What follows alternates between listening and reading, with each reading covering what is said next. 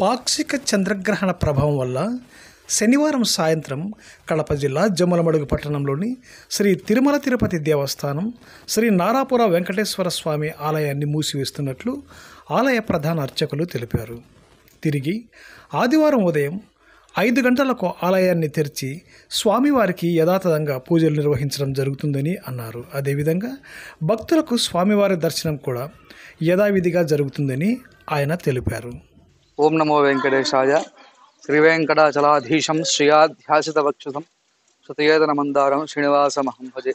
శ్రీ నారాపుర వెంకటేశ్వర స్వామి దేవస్థానం జమ్మలమడుగు తిరుమల తిరుపతి దేవస్థానంలో ఈ రోజున పాక్షిక చంద్రగ్రహణం సందర్భంగా స్వామివారికి కైంకర్యములన్నీ కూడా 5 గంటల్లోపు ముగించి ఏకాంత సేవ పూర్తి చేసి దేవాలయం మూసివేయడం జరిగింది.